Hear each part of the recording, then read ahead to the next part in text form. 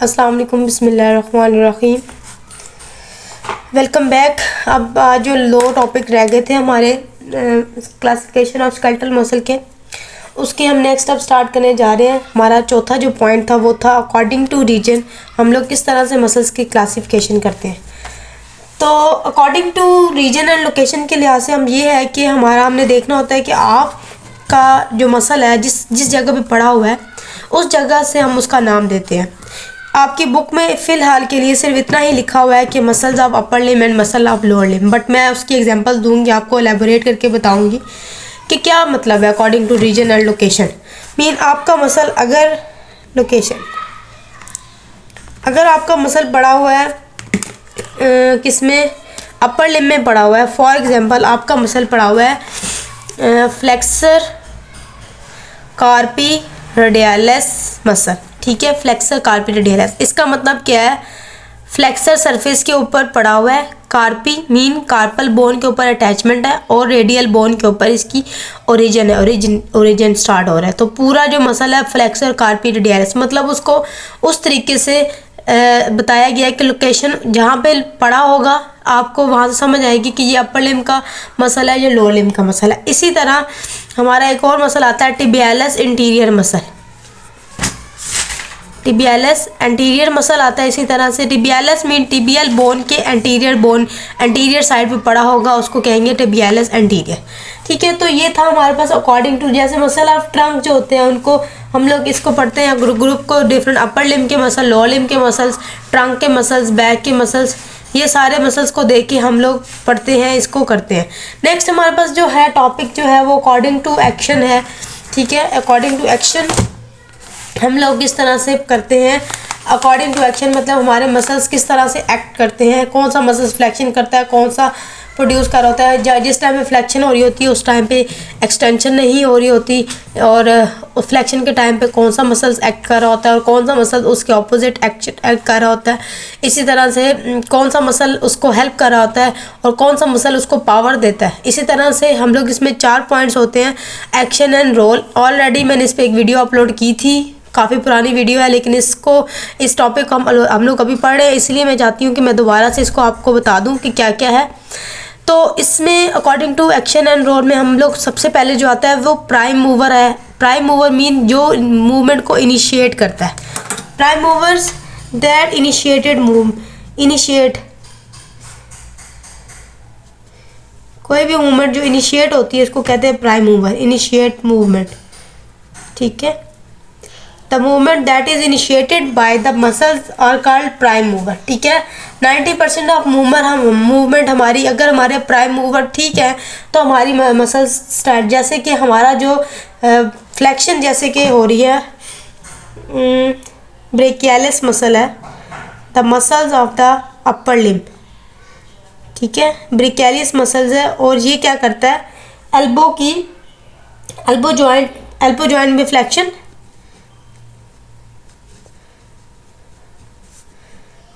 करता है, और ये हमारा एल्बो जॉइंट का प्राइम मूवर है, ठीक है। Brachialis is the prime mover of elbow joint. अगर इसी तरह से हम लोग शोल्डर की फ्लेक्शन की बात करें तो वहाँ पे हमारे पास एंटीरियर डेल्टॉइड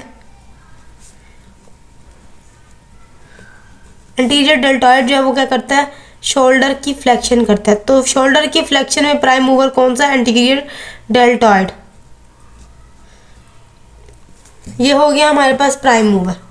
इसको हम लोग एगोनिस्ट भी कहते हैं, प्राइम मूवर को दूसरा नाम जो है हमारे पास, इसको एगोनिस्ट भी होता है। और सेकंड एंटागोनिस्ट जो प्राइम मूवर के ऑपोजिट वर्क करता है, opposite work with prime mover, ठीक है। अब इसमें हमारे पास क्या है, मैंने शोल्डर फ्लेक्शन की आपको एग्जाम्पल दी है, तो इसमें हमारे पास शोल्डर फ्लेक्शन की, अगर इसको एंटागोनिस्ट की बात करें, ये एगोनिस्ट है। एंटागोनिस्ट की अगर बात करें तो शोल्डर के पोस्टीरियर डेल्टॉइड के जो फाइबर्स होते हैं वो क्या करते हैं, एज अ एंटागोनिस्ट परफॉर्म करता है। मीन जिस टाइम पे फ्लेक्शन हो रही है उस टाइम पे क्या होगा, हमारा जो कौन सा मसल एंटागोनिस्ट काम करेगा, पोस्टीरियर। अगर हम लोग एल्बो जॉइंट की बात करें कि एल्बो फ्लेक्स कर रही है तो उस टाइम पे ब्रेकियलिस मसल जो है वो हमारा प्रोवाइड कर रहा है, फ्लेक्शन प्रोवाइड कर रहा है। तो हमारे जो मसल्स हैं बैक ऑफ दी एल्बो जिसका नाम है ट्राइसेप मसल, तो वो उसके इसमें ट्राइसेप मसल जो है एंटागोनिस्ट होते हैं। उसके बाद फिक्सेटर्स क्या होते हैं? फिक्सेटर्स बहुत ही इंपॉर्टेंट चीज़ है जो आपके पेपर में बार बार आती रहती है, ठीक है। एंटागोनिस्ट, उसके बाद एंटागोनिस्ट की बात हो गई, इसमें ये रेसिप्रोकल मूवमेंट प्रोवाइड करते हैं। मीन एक अगर मूव करे तो दूसरा क्या करेगा, अपने आप को रोक देगा। फिक्सेटर्स क्या है? फिक्सेटर्स में बच्चे काफ़ी कंफ्यूज हो जाते हैं। फिक्सेटर्स को ये होता है कि कोई ऐसी चीज़, कोई ऐसी मसल या ऐसा टेंडन या ऐसा कोई अपने आप को फिक्स कर लेता है ताकि जब मूवमेंट प्रोड्यूस हो रही है वो अच्छे से प्रोड्यूस हो, ठीक है। वो कोई भी हो सकता है। फिक्सेटर्स में हमारे पास बोन्स हो सकती है, कैप्सूल हो सकते हैं, लिगामेंट हो सकते हैं, मसल्स हो सकते हैं, ठीक है। फिक्सेटर्स क्या करते हैं, अपने आप को स्टेबलाइज कर लेते हैं, अपनी उस पोजीशन को इमोबाइल कर लेते हैं ताकि जो प्राइम मूवर अपना काम कर रहा है वो काम अच्छे से। अब हमारे पास फिक्सेटर्स कौन कौन से होते हैं, फिक्सेटर्स कैसे कैसे काम करते हैं? तो जब हमारे पास शोल्डर की एडक्शन हो रही है, शोल्डर एडक्शन, तो उस टाइम पे जो है वो ट्रेपीजियस क्या करते हैं, अपने आप को स्टेबलाइज कर लेते हैं, ठीक है।